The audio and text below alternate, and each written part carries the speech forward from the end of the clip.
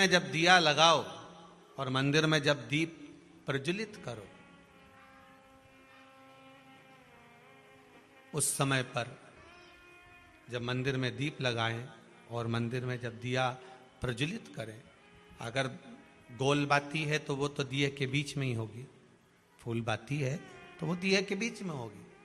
और मान लो अगर लंबी बाती लेकर गए हो, लंबी बाती को लेकर पहुंचे हो, तो अगर दीप लगा रहे हो, कामना रखकर लगा रहे हो कि मेरी ये कामना है, तो वो दीप का, बाती का मुख अपनी ओर रखना, पर कोई कामना नहीं। हम भगवान को केवल इसलिए रिझा रहे हैं कि मेरा भोलेनाथ मेरा भंडार भरे और मेरे घर में सुख समृद्धि दे। तो दीप की बाती का मुख भगवान की ओर होना चाहिए कि हमने तेरे भरोसे पर छोड़ दिया।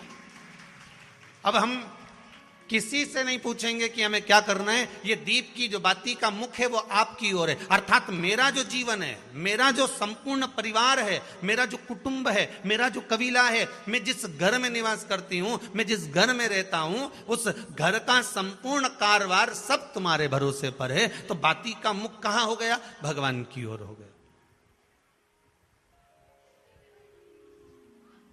बाती का मुख फिर भगवान की ओर। पर ज्यादातर लोग दिया जो लगाते हैं ना, वो अपनी ओर बाती करके ही लगाते हैं। मतलब इनकी कामना चलती ही रहती है 24 घंटे। कुछ कुछ कामनाएं इनकी जागरूक रहती है, इनकी कामनाएं निरंतर रहती है। पर उस बाती में जब आप अपना संपूर्ण परिवार, संपूर्ण अपने परिवार का, दुकान हो, धंधा हो, व्यापार हो, व्यवसाय हो, चाहे आप जितना भी कार्य कर रहे हो, फैक्ट्रियां चला रहे हो, वो सब अपने भगवान के भरोसे पर दे दिया, भगवान की ओर दे दिया। तो इसका मतलब ये नहीं है कि बाती का मुख भगवान की ओर हो तो तुम भगवान के बिल्कुल करीब में ही बाती का मुख कर कर लगा दो और भगवान को मालूम पड़े चोट लग जाए, ऐसा भी नहीं।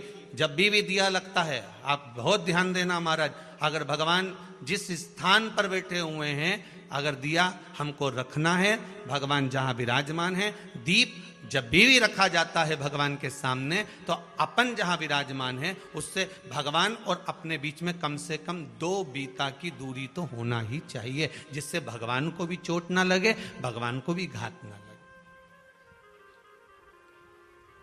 तुलसी महारानी को जो दिया लगाया जाता है, वो तुलसा महारानी से दूर लगा